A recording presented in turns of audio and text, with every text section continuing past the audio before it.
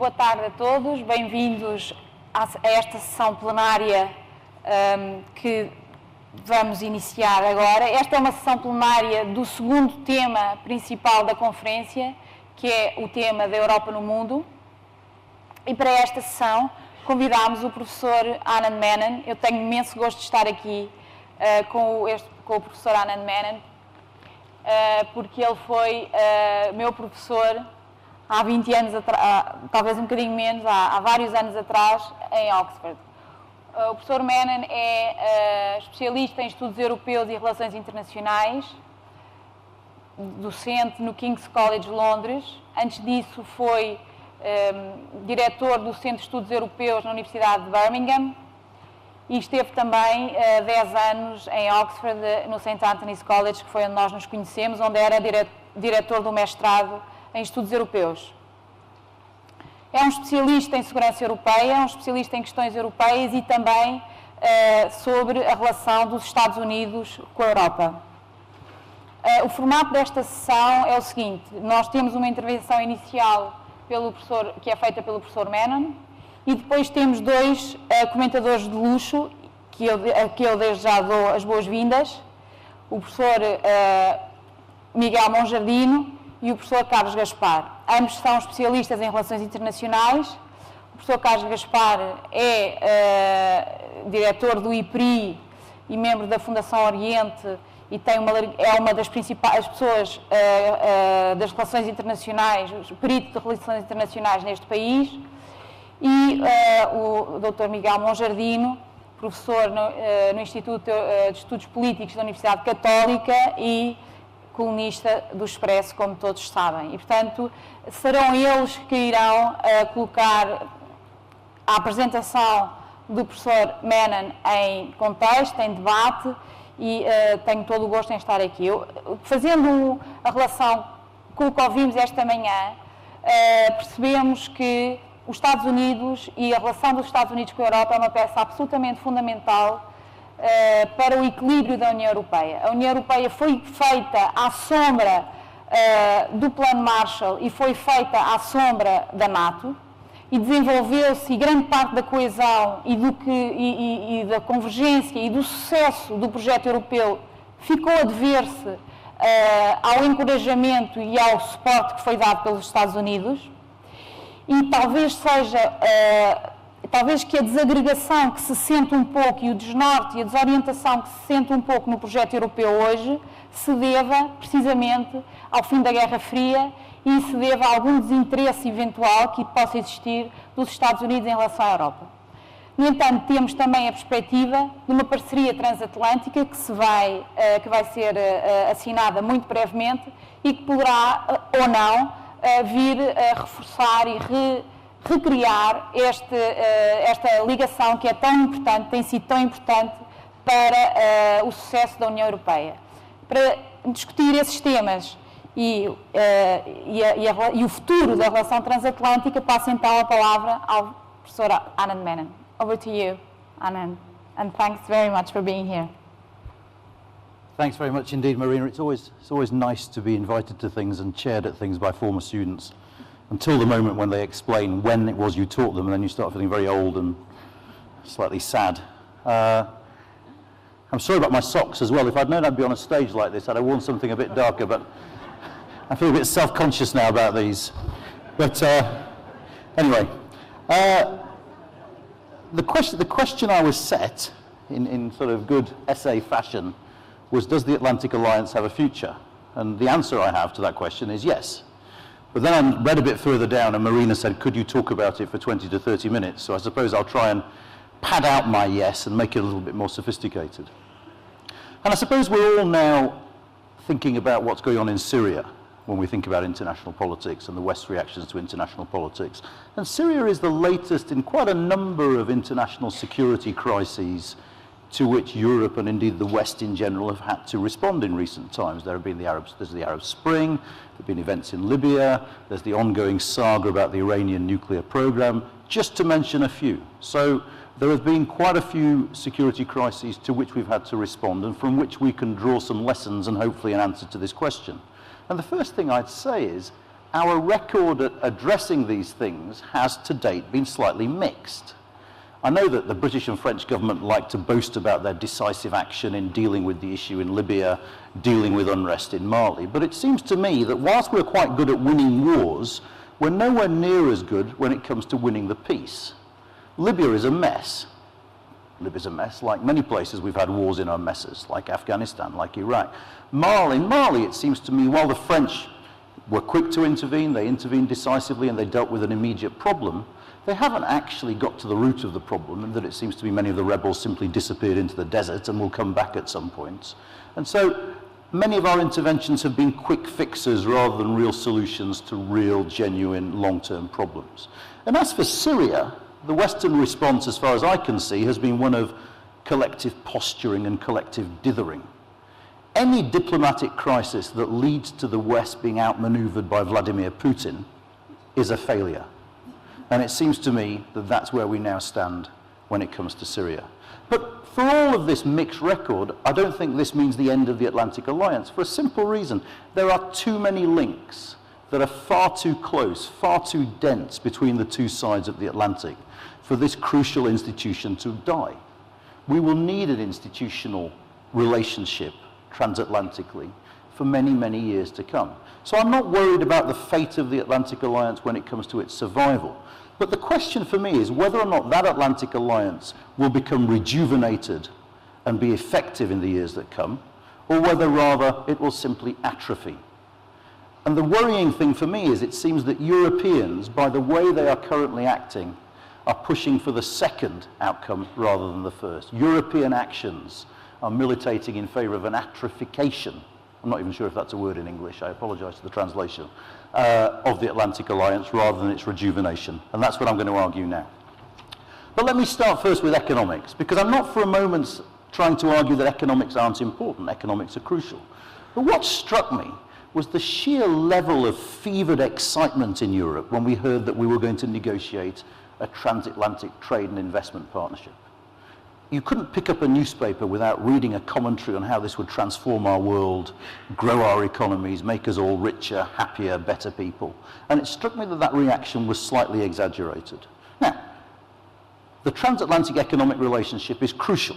It accounts for about 50% of global GDP. There's about $500 billion of trade annually. And if we can increase that by means of a trade and investment partnership, so much the better. There are many gains to be had. Some of them are economic, some of them are geopolitical. If we can sign an agreement with the United States, our weight when it comes to negotiating with the Chinese over trade or environmental standards or whatever it might be, will be far greater than it would be negotiating individually. It's the same logic that means European states negotiate trade deals collectively rather than individually. But I'd make 2 points about TTIP. The first is, I'm not very confident that the kind of deal that would lead to the kind of gains that the European Commission has mentioned, some studies talk about 100 billion euros of potential gains, I'm not sure we're going to arrive at that sort of agreement. Why? Because negotiating some kind of mutual recognition deal with the Americans will prove far harder than the very positive opinion columns in the newspapers have intimated to date. If you think about the difficulty that Europeans have creating a single market and completing it, you can multiply that by a factor of a large number when it comes to negotiating with the Americans. The Americans don't give in trade negotiations, and doing mutual recognition is the hardest trade negotiation of all. That being the case, whatever happens in the negotiation, I can guarantee you one thing. Our negotiators at some point will declare victory and will tell us that they have achieved everything they set out to achieve. That's what negotiators are meant to do.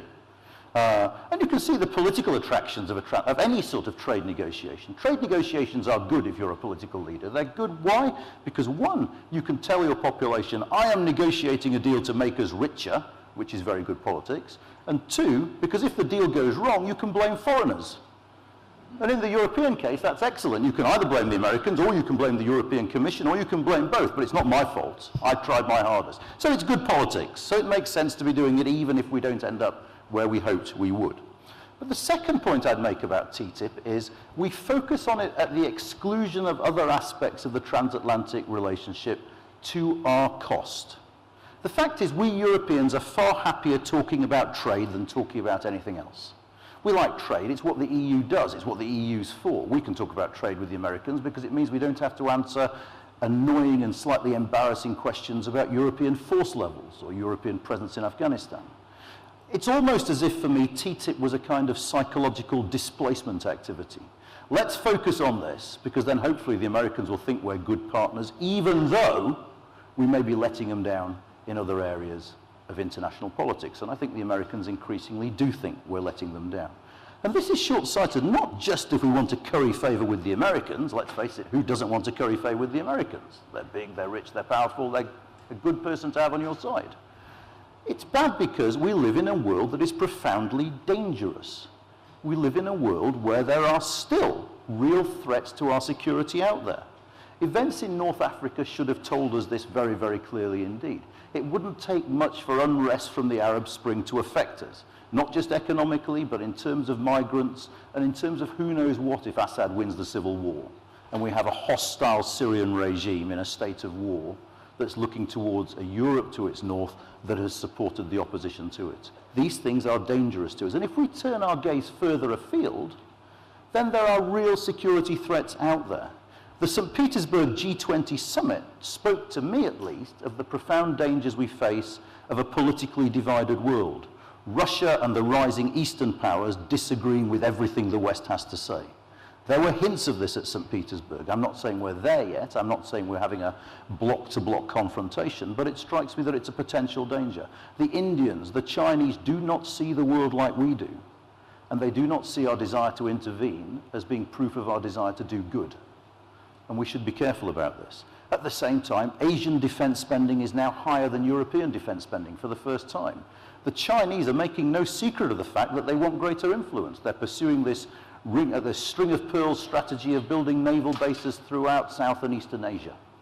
These are things that should concern us because we are a global trading power with global interests. And the fact is, Europe benefits from having a stable world order as much as, if not more than, the United States. We benefit from a liberal order based on rules. Why? Because we depend on shipping lanes and trade routes being open and not disrupted by conflict. Bear in mind, for all the talk about TTIP, 25% of European trade is with the United States. 28% of European trade is with Asia. If there's conflict or insecurity in Asia, or if the sea lanes between Asia and Europe become threatened, we will feel that pain immediately, and we shouldn't act like events there are of no concern to us. And they're more of concern to us these days because of the so-called American pivot. The Americans have said, look, Asia's where we want to be, you're going to have to take care of your own neighborhood. That's a challenge for us. Now, I don't think the Americans are going to abandon us. Europe is too important to America to be abandoned, and America has real security interests in the Middle East as well. But for all the reassuring rhetoric of the American administration, be under no illusion. Washington thinks we will deal with security issues near us far more than we have in the past. And the second thing one should say about America is, not only are they turning their attention towards Asia-Pacific, but they're also politically far less reliable than they once were. Now, I'm not for a moment suggesting that we should all miss George Bush. Okay? I mean, we don't want to go from one extreme to the other. George Bush the younger, of course. What I'm saying is, under the current administration, it is hard to rely on the Americans to come to our help when we want them. Partly because they have other interests, partly because they might not want to, and partly because even if they want to, it's far from clear that President Obama has the steel to be able to do it in the teeth of domestic opposition, which is another lesson of the Syrian crisis. But where do we stand on this? The problem is, Europeans, for all the hostile world that I think we face, I'm naturally pessimistic, so I mean, you might want to take issue with my worldview. I think the world is scary and dangerous, but I've thought that since the day I was born. I just get scared easily, so maybe I've got this wrong. If we assume I'm right, it is striking that the Europeans don't engage on security issues. The EU particularly, but Europeans in general. Why? We like to hide behind the fact that we have different security interests as member states. So we can't come to a decision on that because the Finns look at Russia differently to the Portuguese and the French look at Syria different to the Finns. And so it's all complicated, so it's better to have a negotiation and not decide anything. That, for me, is not taking security seriously. If there are real threats, we should overcome. these sorts of divisions. The second thing we do as Europeans is we talk about soft power. It's like TTIP. It's far more reassuring to talk about our power of attraction, the strength of enlargement, how multilateralism is the way ahead. That's not just important, but it's also a good way to squeeze security off the agenda. It's very interesting. If you go to a seminar in Brussels on world politics, they'll talk about the environment, energy, multilateralism, technocratic solutions to complex problems of international governance. If you go to a seminar on international politics on Washington, they talk about the Third World War, they talk about North Korea, they talk about Iran, they talk about, oh my God, we need to deploy troops. It's almost as if Americans and Europeans look at different worlds. I think the truth is somewhere in between, but I think we in Europe have, to an extent, nevertheless, got it wrong. Look at how we deal with China. The EU in particular, but many member states, look at China as an economic opportunity, not as a potential political threat. And I mean, I'm biased because my origins are Indian. If you talk to my Indian family, they're all petrified of China, but nevertheless, I think there is more to China than a trading opportunity. There is a former great power that wants to be a great power again and that wants to exert its political influence further and further from home. And yet, if you look at how we deal with China, if we look at the appalling way in which Germany scuppered the Commission's initiative on solar panels recently by playing beggar thy neighbour with its own European partners to get a small trade advantage and to cozy up to the Chinese, we are not taking China seriously as an emerging political force. And these kind of foreign policy trends are mirrored in the material decisions we make. Europe is getting rid of the capability to ensure its own security, even in its own neighbourhood. This is partly because of austerity. Austerity means we're cutting defence budgets. But actually, it's not really austerity. Europe still spends more than any country apart from the United States on defence by a significant margin. The problem is we have 28 national defence policies in Europe, which are profoundly inefficient. All our defence policy decisions are characterised by fragmentation, duplication and waste. Whether it's arms production, arms purchase, logistics for our armed forces, training for our armed forces, dividing it up 28 times make it less efficient than doing more together. I'm not saying we should have a European army. I'm British.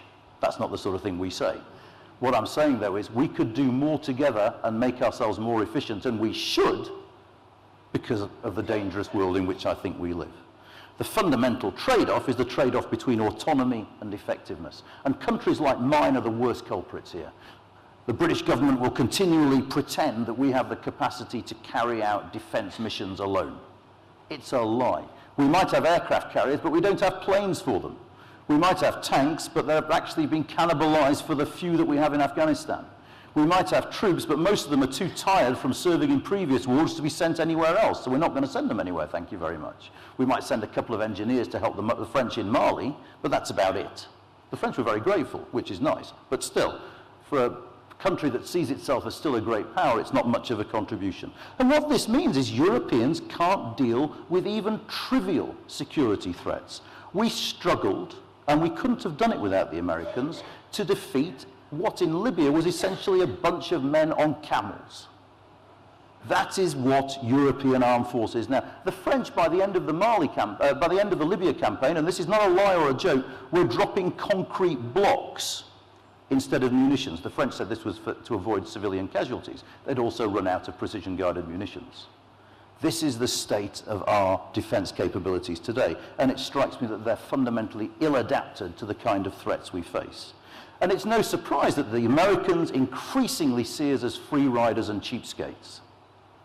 Yes, we've got a great welfare system in Europe, but one of the reasons is we let the Americans do our dirty work for us. They pay the price for our own inability and our own unwillingness to pay for our own security. So what does this mean? I've no idea how long I've spoken for, so... 14 All right, okay. I'll speak a bit slower then. I'm looking at that. Don't worry. Yeah, all right. To have influence in the world, to be able to shape world politics, to have influence over the United States requires effort. It requires making painful decisions. It's not going to happen automatically. Many in Europe seem to think it will. And I think one of the great problems of contemporary Europe in international politics is what I call complacency. We are complacent about continuing to be able to wield influence in international politics. And briefly speaking, I mean, we could go on about this for ages. There are two things we're complacent about, I think. We're complacent because of our history. Europeans used to rule the world, and it's a habit we've got into, and we continue to act as if we do. When the Brits or the French go to India, they act, I mean, the Brits have a tendency of acting like the colonial power wherever they go. But we haven't realized that we need to change our tone and our manner in dealing with countries that we need as much as they need us now. European immigration policies. I mean, I read the Indian newspapers. It is interesting to see how British immigration debates are reported in India, and they're reported angrily. Because we have the typical European debate, we need to keep these brown people out because they're coming over here stealing our jobs, all that sort of rhetoric. That's British political debate. That's read in India. And the difference between now and 50 years ago is it matters now because the Indians are going to have a bigger economy than ours one day, and they're going to have as much, if not more, international power than us. And we can no longer treat them as if they don't count. These sorts of lessons we're being very, very slow to learn. We talk about our normative power, how people look at Europe as a model, how people are impressed by the way we've overcome war and our commitment to human rights. I don't know anyone amongst my Asian friends who looks at the world that way. They say, well, it's all right for you now because you tortured and butchered the world for 200 years to get your power. Now you can afford to be nice to us because you've got that position of power. No one believes our myths about ourselves. The outside world looks at us very differently, and we shouldn't be complacent that our history has given us some preordained right to exercise influence over the international system. And the second thing we're complacent about, I think, is the world itself, which I've already said. We tend to think in Europe that the world is a safe place. Take opinion polls in any member state and people will say, no, there are no threats, yeah, we can cut defense spending, actually let's all sit around getting jobs, getting rich and having a comfortable time. The world isn't like that, and the threats from the world are quite close at hand. And as I've already argued, some of those threats can affect us economically, certainly, but also conceivably in other ways too. There is no space to be complacent about today's international system. So, how does this link to the question I was set? Well, what it links to, I think, is, as I said before, the Atlantic Alliance isn't going to disappear. People don't dismantle alliances, especially alliances with the world's most powerful state. But whether or not it will continue to have a use, it seems to me, is an interesting question. Because the risk for the Atlantic Alliance isn't that the Americans are turning towards the Asia-Pacific. It would be stupid if they didn't, given the state of world politics today. The danger is that we Europeans, by not treating the Atlantic Alliance seriously, by not treating American security concerns seriously, by not actively sharing the burden of ensuring Western security, will lead the Americans to tire of the Atlantic Alliance. By treating the Atlantic Alliance by contempt ourselves, we're encouraging the Americans to lose patience with us and with it. So we face a scenario, if we don't start thinking and acting differently, of our friends across the Atlantic starting to think that the Europeans are no use when it comes to international security. This is a painful trend. This will be more painful, I think, in Britain than in any other countries to come to this realization. We were very hurt, for instance, when John Kerry made a speech at the end of August and listed the United States' closest allies over Syria and didn't mention Britain. That was a salutary lesson for Britain that was widely reported. But we should get used to more of that if we're not willing to put our money where our mouth is. If we're not willing to act when it comes to defending interests that are common across the West and aren't just American interests. The danger is if we don't, the Atlantic Alliance will survive, certainly, but it will survive in word only, and that is something we might come to regret down the line. Thank you. Thank you.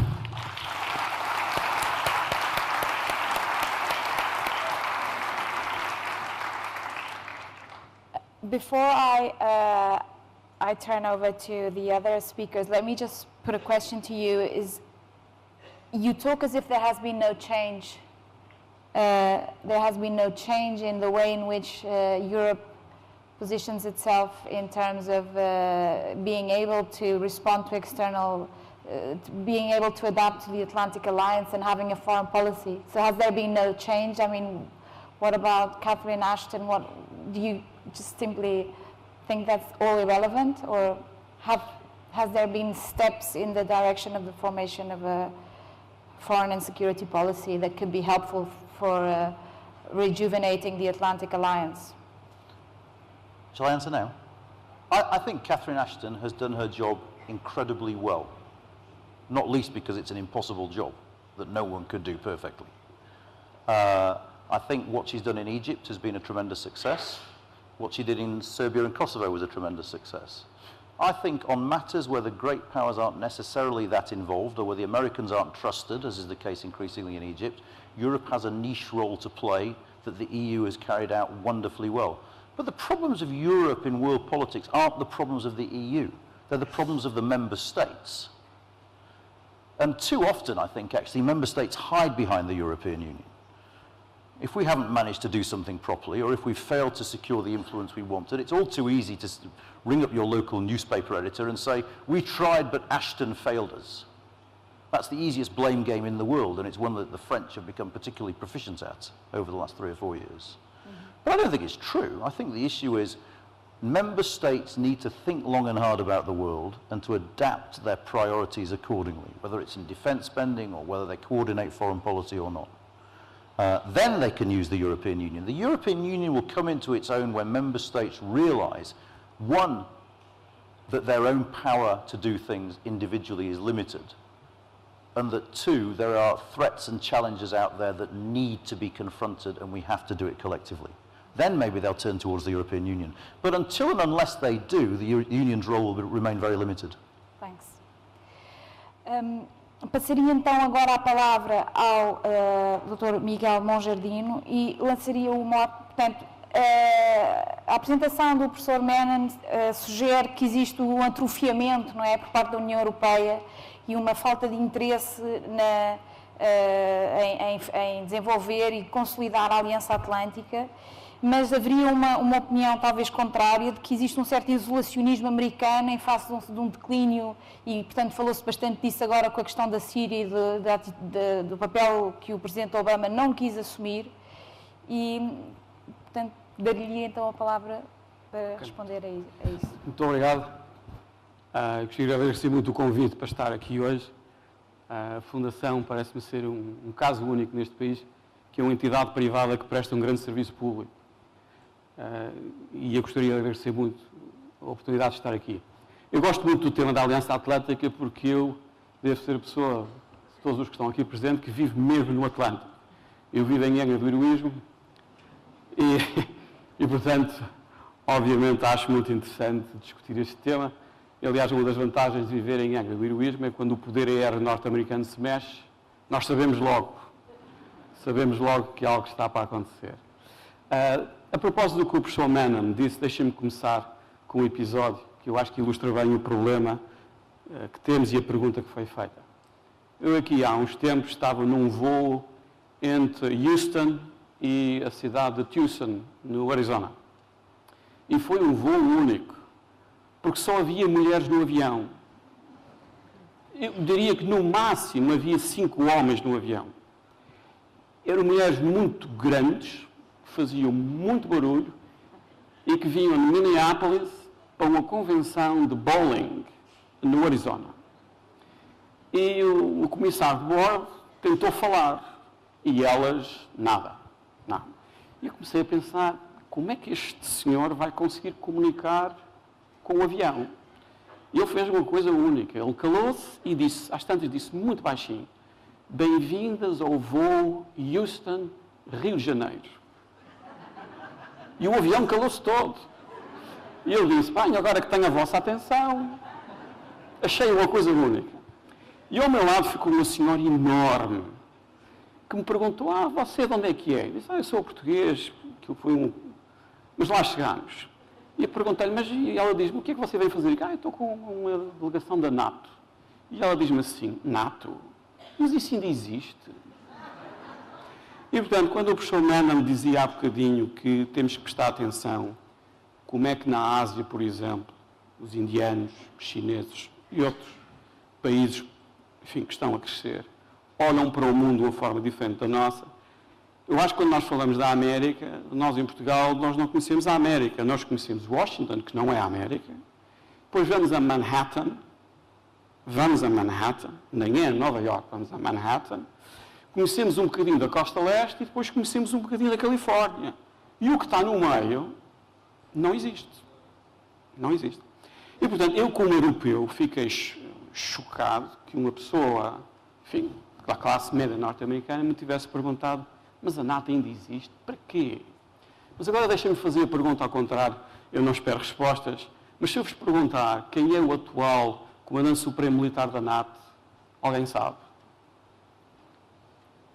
Quem é o general americano que é o atual Comandante Supremo da NATO? Há 10 anos eu acho que toda a gente sabia. Hoje em dia, saber quem é o general Philip Breedlove, da United States Air Force, Comandante Supremo Militar da NATO, e já perguntar quem foi o anterior, o Almirante Stavridis, da Marinha, também ficamos. Portanto, se nós juntarmos as duas coisas, indo ao encontro do que o professor Mannon disse e do que a nossa moderadora me perguntou, eu acho que nós estamos numa situação nova.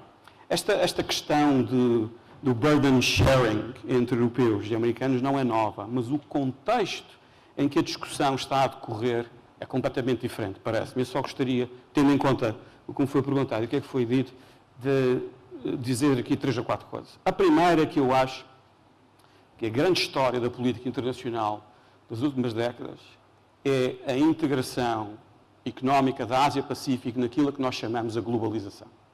Ou seja, em a ordem liberal internacional que foi construída por americanos e europeus a seguir à Segunda Guerra Mundial.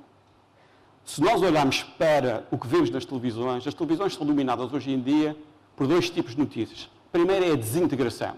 Nós vemos isso no Médio Oriente, são histórias de desintegração.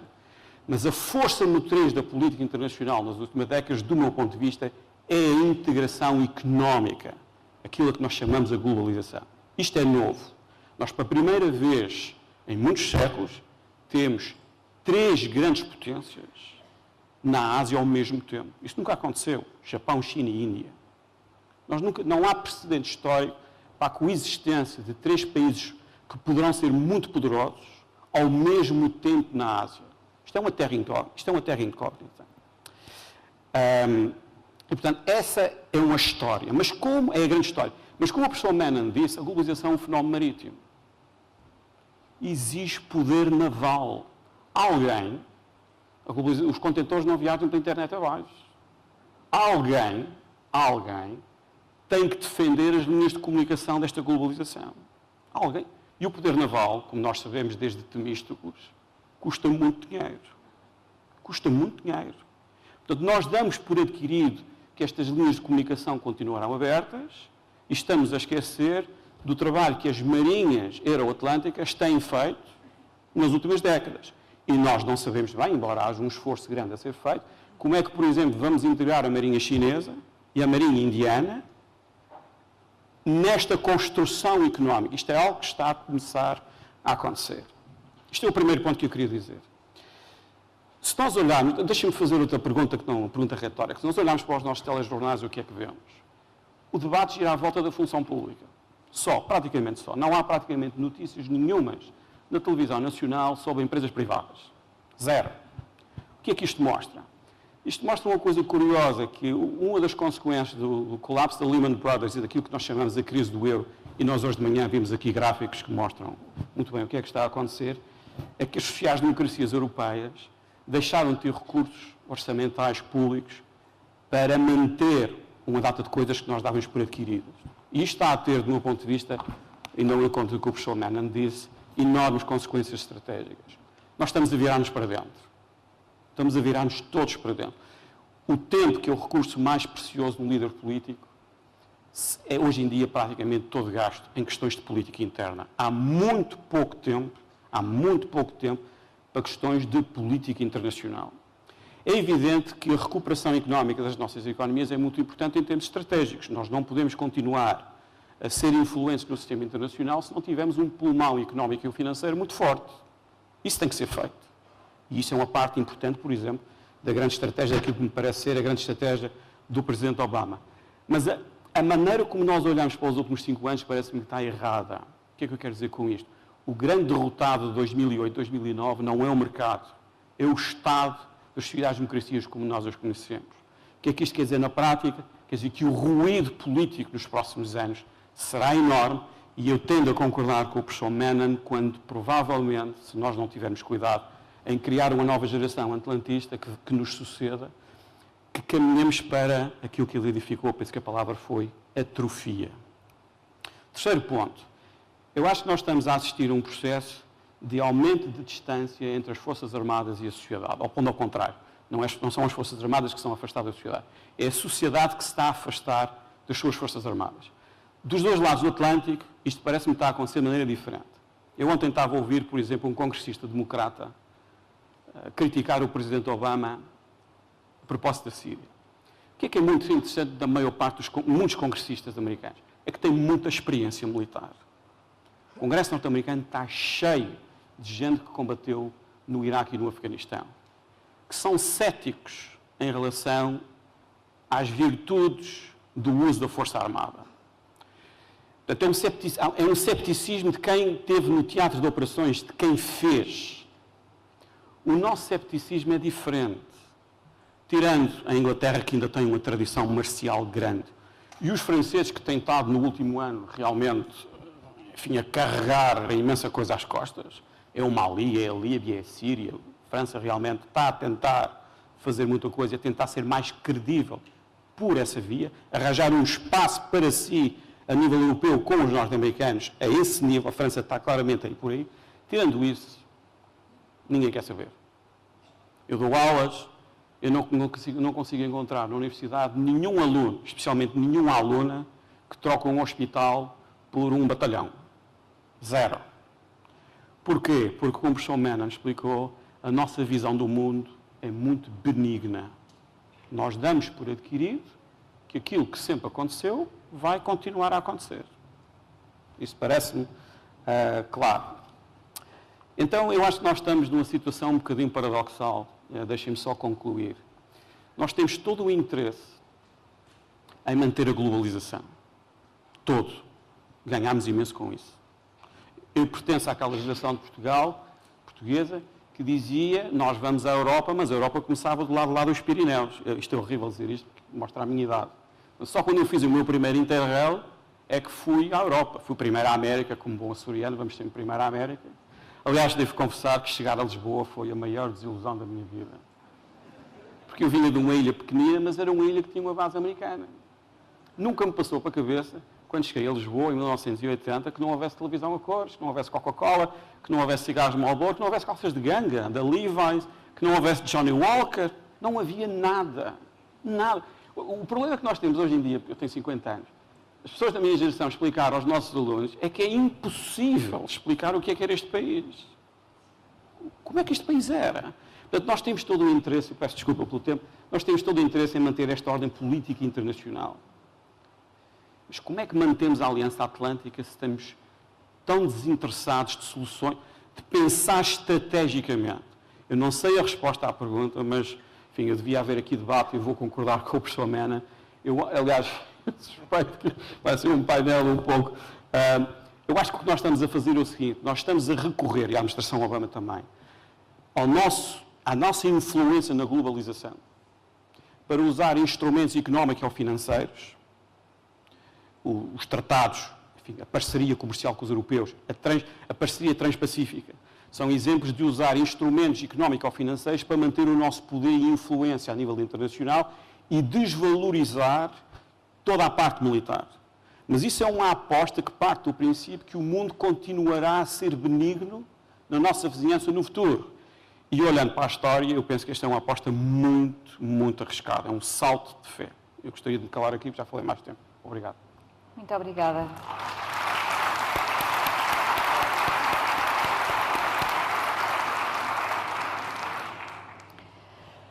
Passaria então a palavra ao Dr. Carlos Gaspar.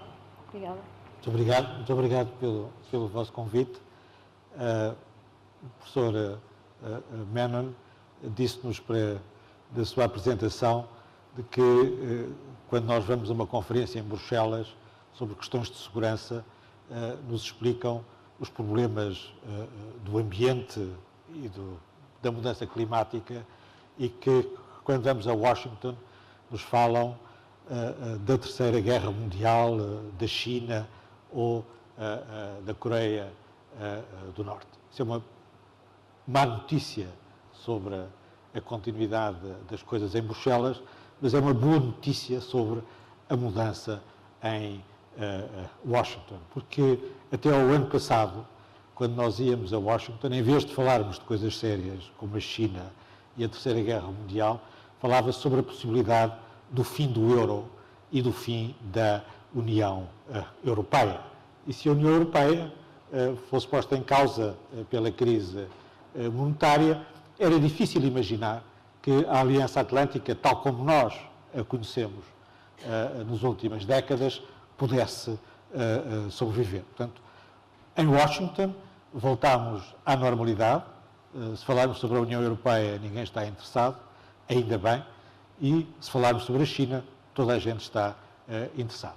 E ainda bem significa que passámos um momento crítico na Europa, pelo menos temos essa percepção de que já não está em causa o risco de o fim do euro e com ele do fim da União Europeia. Esse é um resultado que vale a pena sublinhar. Porque enquanto houve a crise do euro, as principais potências europeias, em primeiro lugar a Alemanha, tinham como prioridade garantir que essa crise era resolvida. E a sua principal contribuição para a estabilidade da comunidade transatlântica era justamente garantir que o euro podia continuar. E a continuidade do euro não esteve adquirida entre 2011 e o ano passado. Essa situação mudou e podemos voltar à normalidade das conferências em Washington.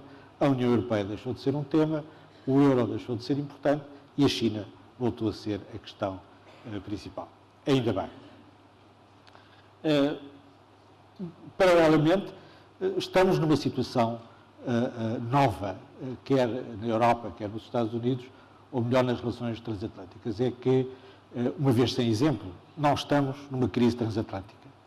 Nós estamos habituados, na Aliança Atlântica, a viver de crise em crise. Quando saímos no fim da Guerra Fria, a questão era saber se a Aliança Atlântica podia sobreviver ao fim da União Soviética. E contra aquilo que era uma posição forte na altura, incluindo da França e em parte da Alemanha, também dos Estados Unidos, a Aliança Atlântica sobreviveu. E sobreviveu também à crise balcânica, ao regresso da guerra à Europa, e conseguiu responder à crise das guerras balcânicas, embora tardiamente, com a intervenção na Bósnia-Hercegovina, depois com a intervenção da NATO no Kosovo, as primeiras verdadeiras missões militares robustas da NATO. E sobrevivemos também à crise provocada pela invasão anglo-americana do Iraque, que, de muitos pontos de vista, foi a pior crise nas relações transatlânticas desde a sua fundação. Neste momento não há uma crise transatlântica e isso é uma situação nova. Quando comparamos 2003 com 2013, quando comparamos a divergência e as divisões transatlânticas sobre o Iraque com a convergência na crise síria, nós temos que reconhecer que estamos numa situação relativamente excepcional para aquilo que é a regra na comunidade transatlântica. Mas o tema principal da apresentação do professor Menon foi falarmos sobre as consequências estratégicas da austeridade. E o professor Miguel Monjardim voltou a esse tema de uma maneira relevante e sublinhando os riscos que se estão a acumular por efeito da austeridade. Há um primeiro efeito evidente, que é uma redução muito significativa dos orçamentos de defesa em todos os países da Aliança Atlântica, incluindo os Estados Unidos, incluindo o Reino Unido, incluindo a França e a Alemanha, e não apenas os países periféricos onde a crise foi mais violenta e mais severa. Essa diminuição dos orçamentos de defesa significa uma redução das capacidades militares e, sobretudo, da capacidade das potências europeias para poderem levar a cabo intervenções em conflitos periféricos, como na Síria, como na Líbia, como no Mali. As dificuldades da intervenção da NATO na Líbia já foram referidas, no Mali também. Aquelas que se põem no caso da Síria estão respondidas pelo facto de não existir sequer o planeamento sério de uma intervenção militar da NATO ou de uma intervenção militar ocidental na Síria. Essa diminuição das capacidades é um problema, e é um problema real, porque, como foi sublinhado, as ameaças são constantes e são crescentes, e porque os países europeus, os países ocidentais, têm que poder preservar a sua capacidade de manter o que os estrategas chamam os global commons, as condições mínimas no mar, no ar, no espaço cibernético, de segurança, a par de terem uma capacidade de dissuasão estratégica indispensável para evitar que essa mudança extraordinária, que foi sublinhada pelo professor Miguel Monjardim, que é ter duas grandes potências em ascensão simultânea na Ásia, a China e a Índia, impedir que essa mudança estratégica possa provocar uma escalada e um desequilíbrio profundo nas relações internacionais. O problema na Europa, como foi sublinhado, é um problema de complacência. Os europeus têm uma posição aparentemente de insouciance stratégique, não estão ou não querem aparecer demasiado preocupados com os problemas à sua volta. Mesmo depois de a opinião pública reconhecer o agravamento da situação no seu estrangeiro próximo, com as crises provocadas ou aceleradas pela Primavera Árabe, pelo Irão, pela Síria, e também por um reconhecimento crescente na opinião pública de que a Rússia e a China representam uma ameaça para a estabilidade europeia. O professor Menon sublinhou que os europeus não levam a China a sério, ou que a veem como uma oportunidade económica e não como um risco político. Mas essa situação está a mudar. A próxima edição do Transatlantic Trends mostra que há, ao contrário, uma convergência na opinião pública americana e europeia no reconhecimento de que a China e a Rússia são uma ameaça para a estabilidade internacional e que são um problema para as economias ocidentais mais do que uma oportunidade comercial. Há uma convergência nas opiniões públicas dos Estados Unidos e dos países europeus, não só em reconhecer a necessidade da permanência da Aliança Atlântica, não só em reconhecer a Aliança Atlântica como uma aliança das democracias, mas também há, dos dois lados do Atlântico, as democracias ocidentais partilham uma desconfiança democrática em relação às potências autocráticas, à China e à Rússia. Nesse sentido, talvez não esteja tudo inteiramente perdido e talvez a complacência ou a insouciance stratégique possa ser ainda invertida a tempo de a crise não provocar ainda mais estragos, sobretudo com essa tendência para um crescente paroquialismo, sobretudo nos países europeus, e para uma concentração nos problemas internos, em vez de haver a vontade política indispensável para assumir as responsabilidades internacionais e globais que pertencem à Aliança Atlântica. Muito obrigado.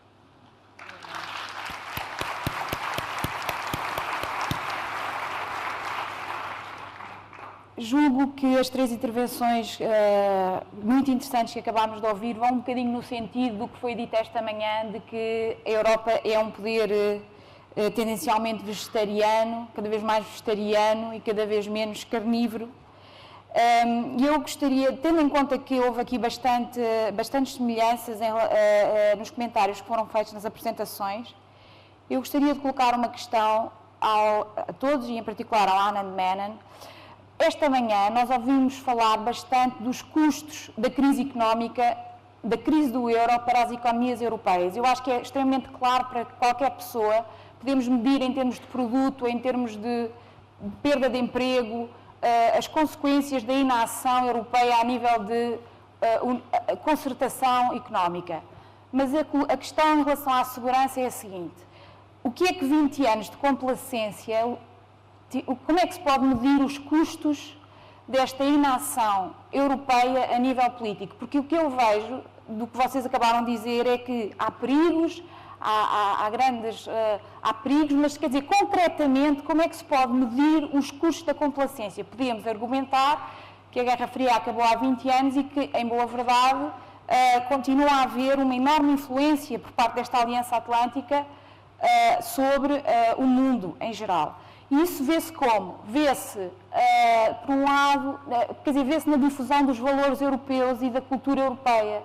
Eu acho que, se nós olharmos para a China, mas também, por exemplo, para o Brasil, o que nós vemos é que as potências emergentes têm uma enorme vontade de se europeizar, tanto do ponto de vista político, no sentido da democratização, como do ponto de vista do crescimento económico e da convergência. Aliás, a China, hoje em dia, é um país com problemas no sentido de uma classe média emergente também, tal como o Brasil, que quer cada vez mais ser europeia naquilo que significa o bem-estar pela qual a Europa é conhecida.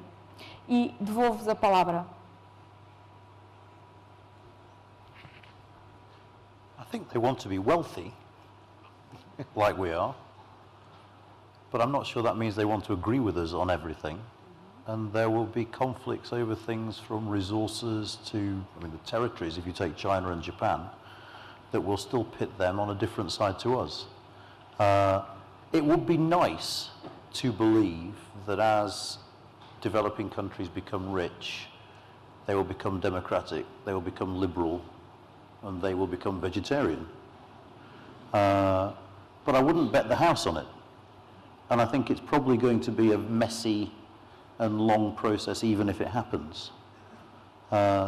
So that being the case, I think it's probably better to be wary in the medium term rather than just assume that because they want to be like us in material terms, that will lead to gradual convergence.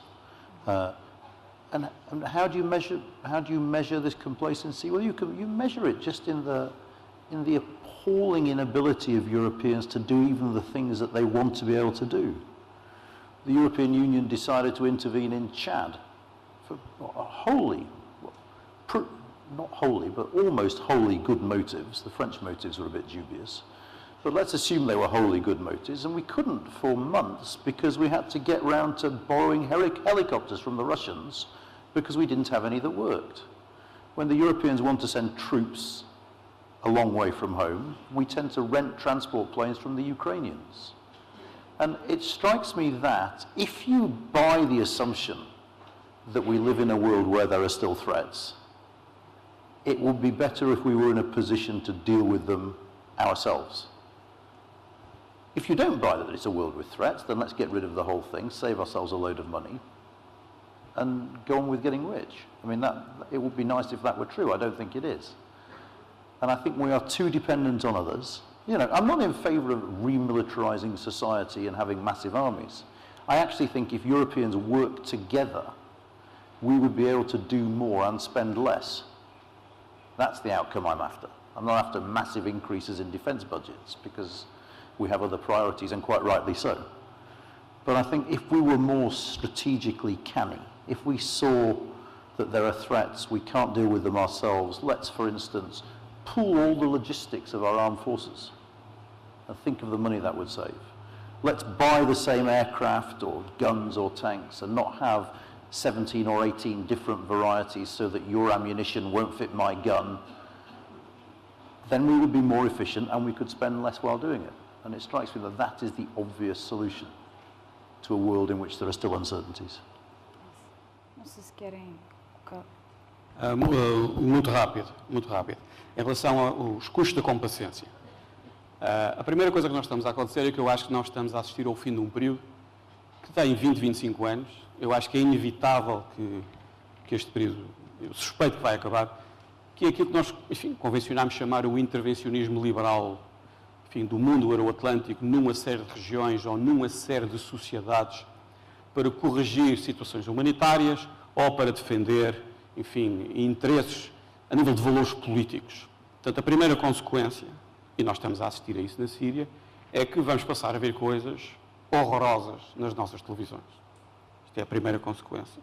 Porque nós já não estamos, as nossas sociedades, por causa, enfim, do ruído interno, dos problemas internos que nós temos que resolver, nós vamos deixar de fazer certo tipo de intervenções. Não há apoio social para este tipo de situações.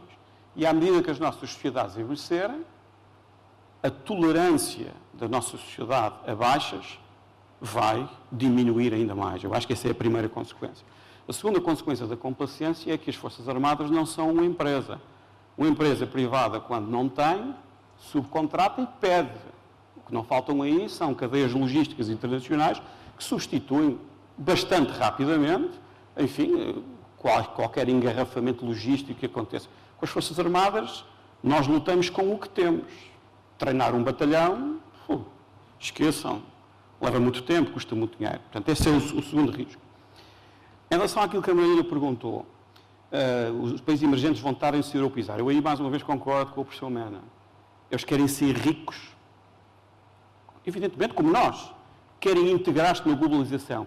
Mas a visão da ordem internacional de muitos desses países é completamente diferente da nossa. E nós vimos isto em São Petersburgo.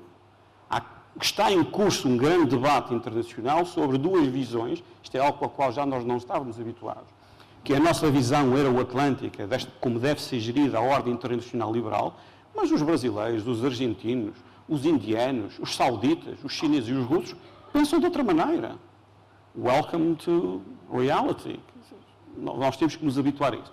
Agora, há duas coisas aqui que podem jogar a nosso favor. A Marina falou nisso.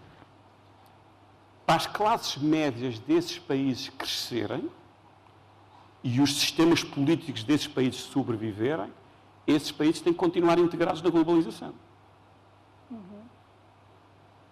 E já que se falou na China e no orçamento militar da China, eu gostaria de chamar a atenção uma coisa, é que o orçamento da segurança interna chinesa é superior ao orçamento das suas Forças Armadas.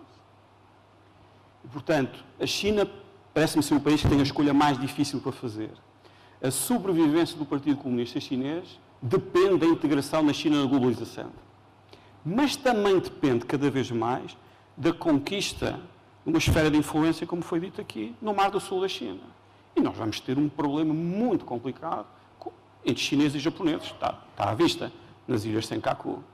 Portanto, é esta tensão entre a necessidade política de estar integrada em algo para assegurar o nível da classe média, versus as necessidades estratégicas que certas audiências nesses países querem desenvolver. A China, claro, que quer, do meu ponto de vista, quer ter uma esfera de influência, como todas as grandes potências tiveram ao longo da história.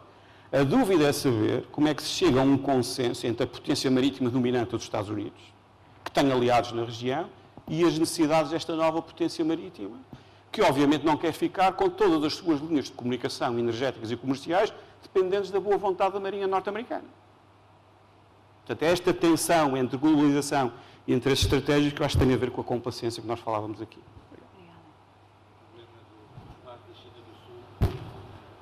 Efetivamente, os europeus não prestaram a devida atenção. Quer no caso das Senkaku, quer noutros casos paralelos. É um problema não apenas entre a China e o Japão, ou entre a China e a Coreia do Sul, ou entre a China e as Filipinas, ou a China e Taiwan.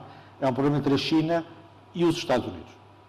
Porque são os Estados Unidos que são os garantes da segurança desses vários países, incluindo de Taiwan, e os Estados Unidos são o principal aliado, são o aliado indispensável dos europeus ocidentais, sem o qual não há defesa europeia. E, nesse sentido, é indispensável que os países europeus compreendam que têm que estar ao lado dos Estados Unidos para garantir novas responsabilidades na segurança internacional, e estamos relativamente longe de chegar a essa conclusão. Há mesmo uma incapacidade no Conselho Europeu de iniciar um processo de revisão da Estratégia Europeia de Segurança. Há uma espécie de bloqueio que provavelmente não se explica apenas pelo facto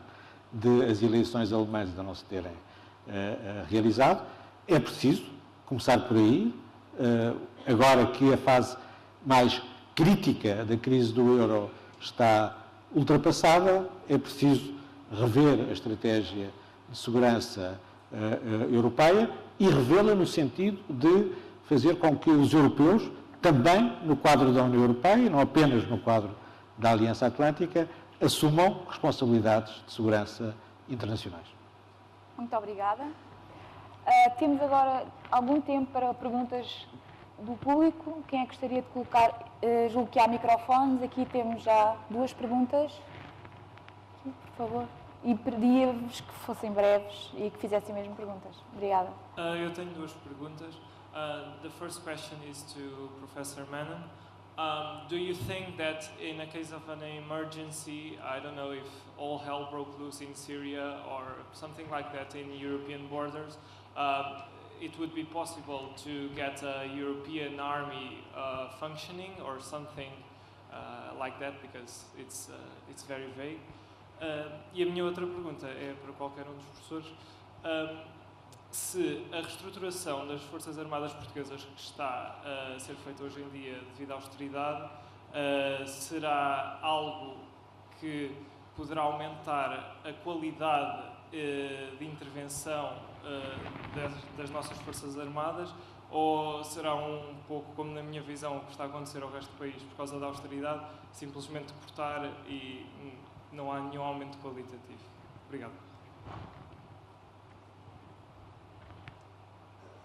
Do you want to answer that? No. It's frankly inconceivable for a whole load of reasons. I mean, when you talk to sort of officials about European defence and European army, they'll say sovereignty concerns mean that states won't do this. And I'm not sure what that means. I'm not sure they know what that means. But defence policies are enormous lobbies. Where you've got armed forces, in Britain, this might or might not be true in other countries, but in Britain, if you try to say, okay, we have a regiment, we don't need it, we could save money on that regiment and say have better equipment. If you try and close the regiment, you start a political storm. The local politicians will be against you because they're going to lose votes because it'll be unemployment in the region. The sort of pro-army politicians come out and say, this is ridiculous. Even if you're doing it in the name of efficiency, it's very hard to reform defence. And that's just a minor reform. To reform it to the extent of saying, okay, someone in Brussels can take over now, it's just inconceivable. Even in the smaller member states, the Dutch and the Belgians almost, but not quite, have a joint navy. They have 2 navies, but neither can work without the other. But the effort that politicians put into stressing that they still have autonomous national forces is huge, even if that's not actually true. So I think to go beyond that, it's just not something I can foresee.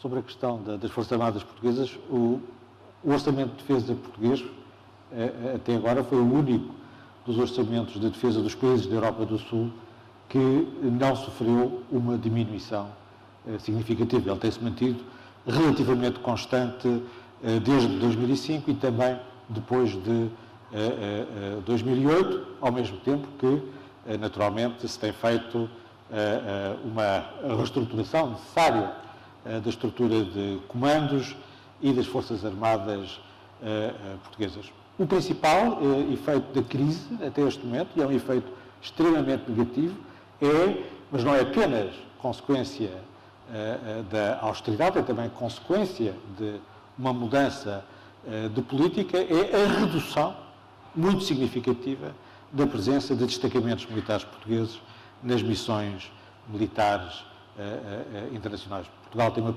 posição residual na missão da NATO no Afeganistão, já terminou o seu mandato na missão do Líbano, não esteve na missão da NATO na Líbia, foi a primeira vez que Portugal não esteve numa missão militar da NATO, e há sinais mais políticos do que económicos de que a fatiga da intervenção se está a instalar na política, mais do que nas Forças Armadas portuguesas. Muito obrigada. Tínhamos aqui outra pergunta. Sim, por favor.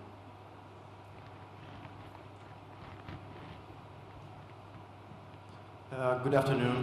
My first question is for the three of you. You've mentioned that the operations in Iraq and Libya and also Mali have been quick fixes.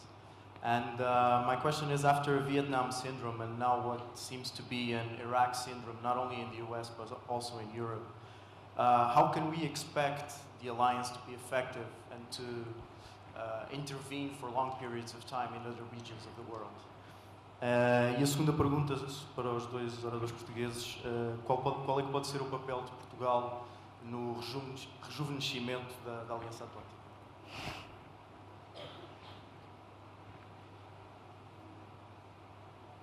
Podemos começar pelos professores Carlos Gaspar e Miguel Ângelo. Pela Aliança Atlântica, Se calhar uma resposta mais curta. Portugal tem uma motivação muito forte para garantir o reforço da comunidade transatlântica, quer da Aliança Atlântica, no domínio da defesa e da segurança, quer do tratado que está a ser negociado entre os Estados Unidos e a União Europeia. Para Portugal, não apenas para os açorianos, mas para todos os portugueses, há uma consciência clara de que, depois de 1991, e por boas razões, com o alargamento da União Europeia e da NATO, nós ficámos numa posição mais periférica no quadro europeu, mas não ficámos numa posição menos central no espaço transatlântico. E, portanto, devíamos estar na primeira linha desse esforço para tornar a Aliança Atlântica mais central, quer na política norte-americana, quer em Bruxelas. Como açoriano. Muito rapidamente. Eu responderia em 3 pontos à pergunta. A primeira é que nós vamos precisar de uma nova geração de euroatlantistas. E temos que começar a trabalhar para isso. Nós damos por adquirido que a geração que existiu, que haverá uma nova geração, mas eu não estou tão certo disso. Portanto, a primeira coisa que eu acho que nós, portugueses, precisaremos de fazer para manter a Aliança Atlântica é ajudar a criar uma nova geração de euroatlantistas que partilhe desta visão, desta grande comunidade do Atlântico, a nível político e económico. Isto é a primeira coisa que nós temos de fazer. Segundo, devemos prestar mais atenção a um documento que me parece estar completamente esquecido, faz parte também do momento político que vivemos, que é o novo Conceito Estratégico de Defesa Nacional. Nós temos um desde abril, que é o resultado do trabalho de uma comissão presidida pelo professor Luís Fontoura, de um grande trabalho feito pelo Instituto de Defesa Nacional, que eu penso que continua a ser uma instituição única no país, porque eu penso que é das poucas casas em Portugal em que militares e civis podem conversar uns com os outros. Não há muitas casas assim, hoje em dia, na Europa, em que militares e civis conversam uns com os outros. Portanto, e esse conceito estratégico faz opções. Pela primeira vez temos um conceito estratégico, acho que o trabalho foi muito bom, faz opções. E nós temos que prestar muito mais atenção à dimensão aeronaval do país, porque é aí que está a nossa geografia. E, portanto, se nós quisermos ter alguma credibilidade em Washington, nós temos que tomar conta daquilo que é nosso. Só que, como o professor Menon chamou a atenção no início, a dimensão aeronaval custa muito dinheiro. Portanto, isto são opções que nós temos que tomar Eu iria por aí, por exemplo, a dar duas coisas que nós poderíamos fazer. E é evidente que tudo o que seja manter uma economia aberta e nós podemos participar, obviamente que é bom. Portanto, eu responderia a este nível, a estes 3 pontos. Do you still remember your question? Yes, I do. Good. No, I'm not saying that what we should do is, you know, send troops abroad and keep them there for a long time. I think that's a model that has pretty conclusively been proved to be a failure militarily and politically in Afghanistan and Iraq. I mean, one of the problems, the crucial problem here is how do you judge success and failure? I mean, British politicians are very quick to call Libya a success, okay? And in the limited sense of we prevented an atrocity in Benghazi, it was an unqualified success. But I think it's far too early to judge Libya now, because I suspect in 10 years' time it'll be perfectly easy to turn around and say, oh my God, what did we do? We took a stable state on the European periphery and turned it into a lawless arms bazaar from where the terrorists in Mali got all their provisions, from where the jihadists in Syria are stocking up. It might come back to haunt us.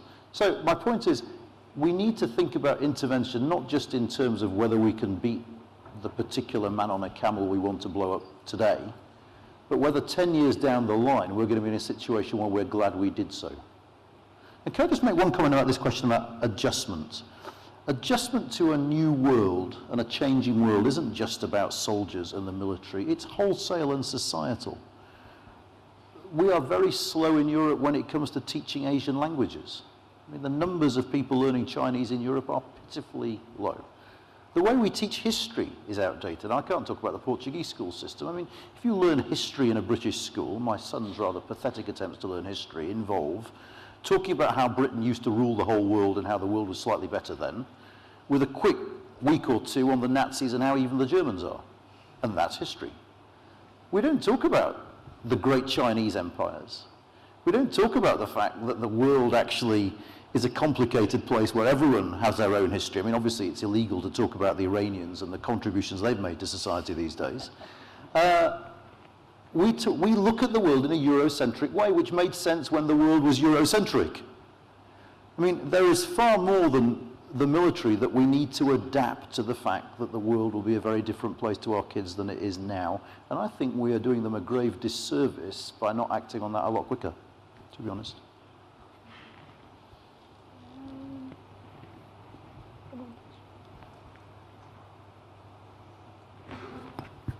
Good afternoon. My question goes to Professor Menon.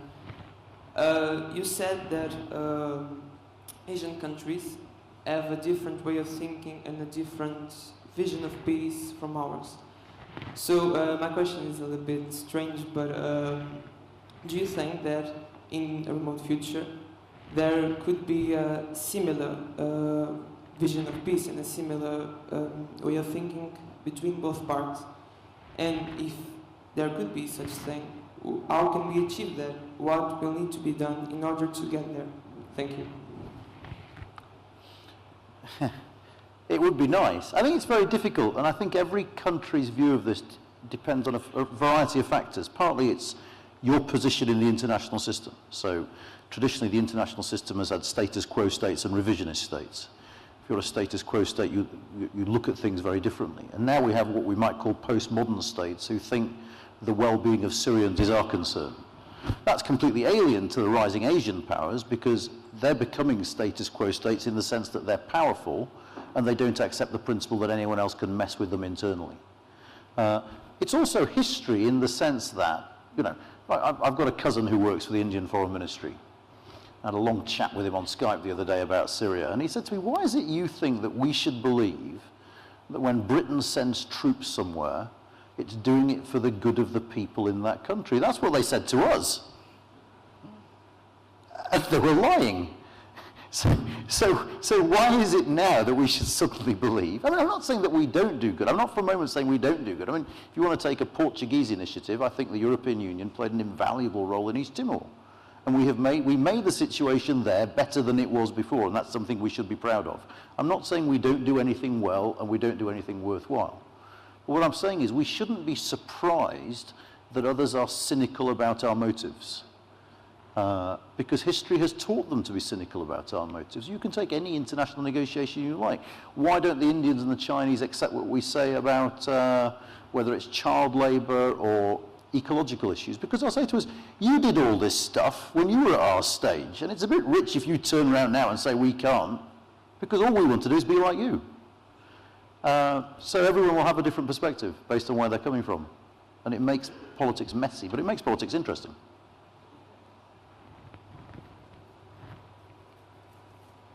Outra pergunta aqui. Mais temos. Queria que fossem breves, por favor. O professor Monjardino falou da necessidade de se criar uma nova geração de euroatlanticistas. Eu estou de acordo, mas realmente de euroatlanticistas, porque a anterior geração era só atlanticista. E mesmo quando os americanos mudaram na Cimeira de 2008 em Bucareste, e passaram a perceber que era fundamental que os europeus desenvolvessem capacidades para poderem cumprir no quadro NATO, que eram membros da NATO, ou no quadro da Política Comum de Segurança e Defesa, de facto não se constituiu uma constituency para existir para se mobilizar por essas capacidades. E obviamente no quadro austeritário em que vivemos, as consequências são desastrosas. Apesar de tudo, penso que é fundamental não baixe a CSDP, a Política Comum de Segurança e Defesa, porque é por ela que nós vamos ganhar essas capacidades que poremos ao serviço, seja da NATO, seja num outro quadro, num quadro CSDP, Política Comum de Segurança e Defesa. Há muito tempo que o professor Mena não vai a Bruxelas, porque se fosse, por exemplo, aos trabalhos da Comissão de Segurança e Defesa do Parlamento Europeu, a subcomissão e no quadro da Comissão de Negócios Estrangeiros, e visse os relatórios que lá são aprovados, exatamente, lamenta-se, por exemplo, os cortes austeritários que estão a ser feitos e que levam à redução de capacidades e a não avanço para as sinergias que referiu, que dariam a melhor defesa e segurança pelo dinheiro que os europeus hoje desperdiçam, de facto, de forma descoordenada na segurança e defesa, trabalhando descoordenadamente. No entanto, e a pergunta é esta, nós confrontamos com duas tensões. Por um lado, temos o UK, que põe paus nas rodas da Política Comum de Segurança e Defesa, o Reino Unido, exatamente, porque fiel à tal visão atlanticista. Não deixa de funcionar, por exemplo, a Agência Europeia de Defesa, etc. E depois temos a outra força, digamos, pacifista tradicional, que de resto plasmada ainda há dias naquela posição da Sra. Merkel, que considerou que o que estava a passar, o ataque químico na Síria, era um crime contra a humanidade, era preciso reagir, mas os alemães não iam lá. Portanto, como é que resolvemos este conundrum? Porque está perfeitamente identificado as ameaças transnacionais, os problemas que temos que enfrentar, mas, de facto, depois é preciso pôr o dinheiro onde as palavras vão e é isso que não tem acontecido. Muito obrigada. Vamos então para uma última resposta, 1 minuto cada, sobre a questão do papel dos países.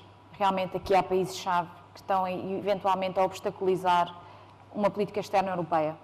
Anand. Okay, my apologies to the European Parliament. They have produced some quite good reports on defence. I'm not saying no one does this. I'm just saying that the general tenor of discussions in Brussels tends to be a sort of technocratic, multilateral, legalistic one. And for Cold War dinosaurs like me, that's not what international relations is about. There we go. How do we solve the UK? It's one of the big embarrassments of Europe for me nowadays is when I go to other countries to seminars about the European Union and someone's talking about something and they'll start saying, but we can't do this because of the UK. They'll turn to me and stare at me as if it was my fault. And it's not. I think what my government is doing on Europe is stupid, okay? I think their position is ridiculous. I think playing with our membership for political gain is short-sighted and pathetic in the extreme. So that, I hope, is clear. The problem is there is no way around it now in the UK. you have such a significant chunk of public and political opinion that is hostile to European integration, you cannot take a pro-EU initiative on anything without being shouted down.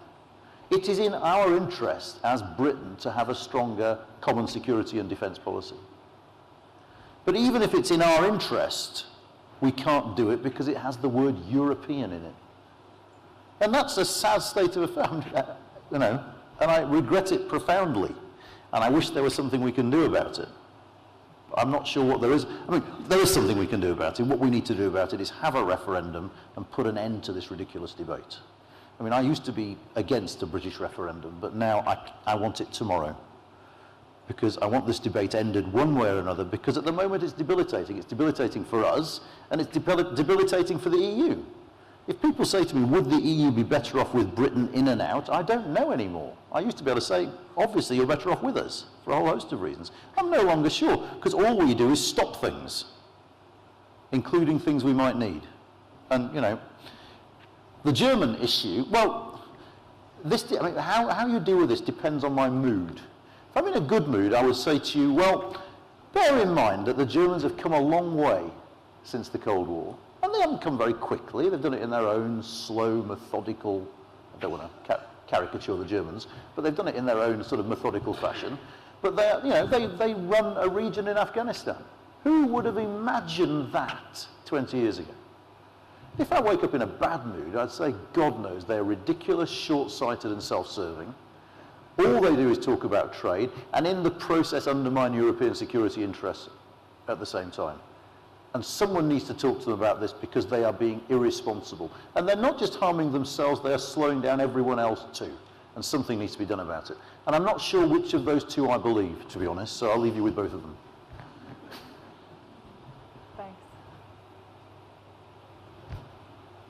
É evidente que não pode haver uma defesa europeia sem o Reino Unido.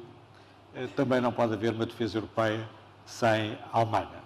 A Alemanha teve uma evolução no sentido daquilo que o chanceler Schröder chamava a normalização até 2013 e até à constituição da ISAF no Afeganistão, mas nos últimos anos, sobretudo depois do voto sobre a Líbia no Conselho de Segurança das Nações Unidas e agora também na Síria, parece haver um retraimento da Alemanha. Isso pode ser explicado em parte pela conjuntura, as eleições, a crise do euro, a necessidade de concentrar esforços na política europeia, mas metade da política europeia vai ser a defesa e a segurança europeia. E depois das eleições, e nos meses seguintes, há um Conselho Europeu dedicado à defesa pela primeira vez desde há vários anos, em dezembro próximo. Nos próximos meses, num período relativamente curto, a Alemanha vai ter que mostrar se esse retraimento é um retraimento duradouro, se não definitivo, isto é, que a Alemanha quer ser uma potência civil, virada para a Europa, de costas voltadas para a política internacional, ou se, ao contrário, vai ocupar o seu lugar na defesa e na segurança europeia. Mas precisamos do Reino Unido, designadamente neste capítulo. Obrigada. Últimas palavras? Não conseguem ver, mas eu estou a olhar ali para o mostrador que faz-me lembrar aquela coisa que nós vimos nos filmes, os lançamentos de mísseis balísticos, está tudo vermelho. Já passámos o tempo. Portanto, eu vou ser muito rápido. Tendo em conta o que estava a ser dito hoje de manhã e o que está a ser dito aqui, ou parte do que está a ser dito aqui, estou-me a lembrar daquela cena do filme The Right Stuff, do livro do Tom Wolfe, quando o Chuck Yeager, em 1947, tenta ultrapassar a barreira do som, e quando ele está mesmo lá, o avião treme, e às tantas faz pum. E durante alguns momentos não se sabia se ele estava vivo, se ele estava morto. E quando nós olhamos hoje em dia para a zona euro e para a Aliança Atlântica, eu acho que nós estamos na fase do boom. E agora, o que é que nós fazemos? Para responder à pergunta, já que falaram os dois de Bruxelas, Alemanha e Inglaterra, gostaria só de dizer 3 coisas muito rápidas sobre a América.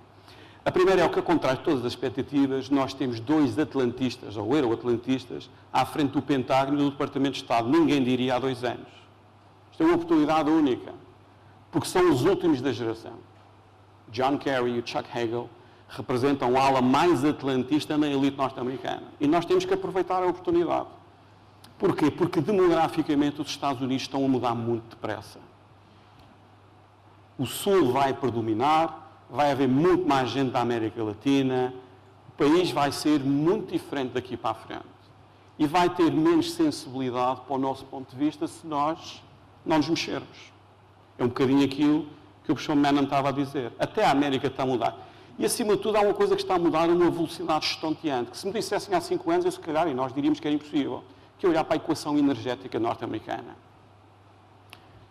Há 5 anos, a maior parte dos livros publicados em energia na Europa e nos Estados Unidos falavam de peak oil, o petróleo ia acabar. Não acabou nada. Os Estados Unidos, por uma questão de inovação e coisas afins, direitos de propriedade privada, o facto de terem imensa água, estão a caminho de exportar imenso petróleo e gás natural. E se nós juntarmos o Canadá e o México, em 2030, a América poderá ter muito menos interesse no mundo que nos interessa. E, portanto, eu acho que, respondendo à pergunta, é mais importante, mas será mais exigente criar esta nova geração de euroatlantistas. É só isso que eu queria dizer. Muito obrigado. Muito obrigada aos 3 intervenientes. Terminamos aqui esta sessão plenária. Eu queria só dizer que estou extremamente satisfeita porque conseguimos fazer aqui um debate que não é eurocêntrico e isso era um dos grandes objetivos do encontro. Obrigada a todos.